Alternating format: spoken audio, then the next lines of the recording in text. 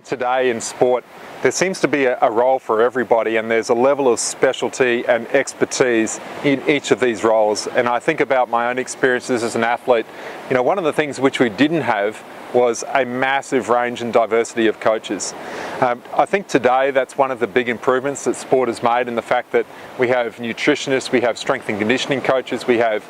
specialist massage people and physiotherapists and chiropractors, all designed to help an athlete to perform at their best. Where I see this as being a significant advantage is that each of these different roles, the coaches or the rest of the support staff, they've all got a very important role in terms of being able to help the head coach to build better relationships with the players and the athletes. I think that they all can get to know an athlete on a different level, but what's really critical is that when you have all of these different roles, it becomes an issue for the head coach to try and make sure that everyone is absolutely aligned to the type of culture that the team is trying to create.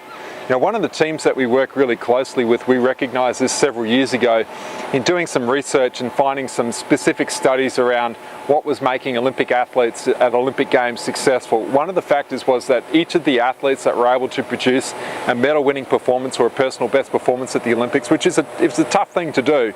but what made them all capable of doing this was the factor of having a very strong support staff and a strong support team behind them. And so from our perspective, what was important when working with this particular client was actually looking at, well, how can we involve all of these people? Because typically a lot of the teams that I saw in the past would have these specialty groups all doing what they needed to do, but there wasn't a strong level of alignment. And so we've moved to the point where now, whether you're a support staff person in the capacity of being a massage or a physio or a chiropractor or a doctor or a nutritionist or a strength and conditioning coach, every single person was included as being part of the team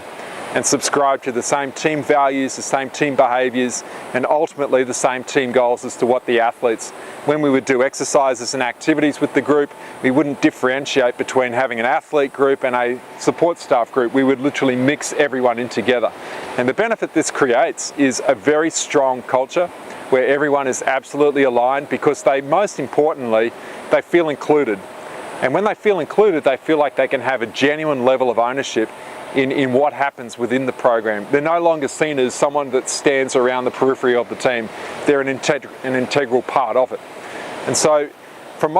the other aspect to this as well is the fact that when the coaches and the support staff feel that aligned to what the team culture is about, and they all have these great relationships with the athletes, they're able to share different types of information about the athlete.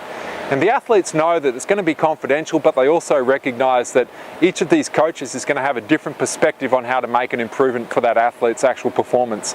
And so the relationships between all of them are a little bit different, but together they can all help to create a very safe and, if you like, a very well supported environment, which obviously is an environment where most people are going to be more successful in that type of environment than a highly competitive one.